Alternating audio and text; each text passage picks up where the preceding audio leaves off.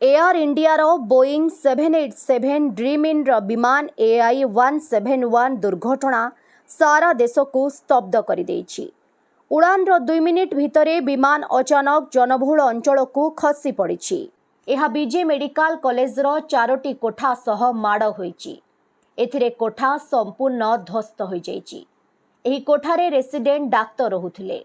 मध्याह्न भोजन चलिथिबारु 50 रु 60 इंटर्न डाक्तर उपस्थित थिले। भोजन पाई समस्ते एकाठी होइथिले। एही समयरे विमान मृत्यु पिंडुला होई उपरु खसी पड़िथिला। हॉस्टेल भितरे पसी जाइथिला। एहार भयंकर दृश्य भाइराल हेबारे लागिछि। विमानर टायर एवं डेणा आदि हॉस्टेल कोठारे पसी जाइथिबा देखा जाउछि। एही दुर्घटनारे हॉस्टेल संपूर्ण छारखार होई जाइछि। समस्त सामग्री चारिआडे बिछड़े हो जाइछि। प्लेट्रे बढ़ा जाइथिबा खाद्य सेमिति पड़ी रहिछि। पाखरे ग्लास थुआ होइछि। विमान खसिबा परे भयंकर विस्फोरण होइथिला। एही प्रचंड शब्द समस्तंकु स्तब्ध करि देइथिला। केही किछि बुझिबा आगरु हॉस्टेल रे निया लागि जाइथिला। एहा भयंकर आकार धारण करी स्थिति को अणायत्त करि देइथिला।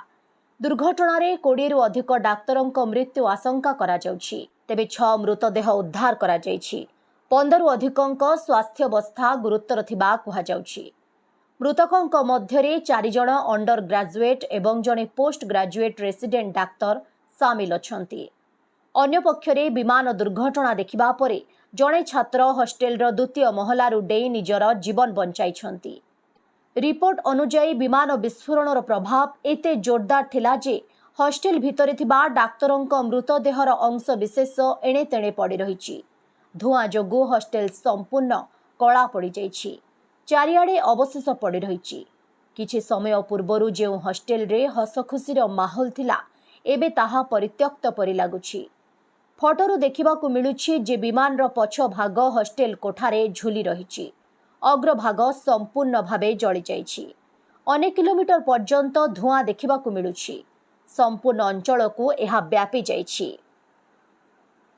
नुआपड़ा जिल्लारू जगन्नाथ सागर रिपोर्ट ओडिशा हाइलाइट समाचार।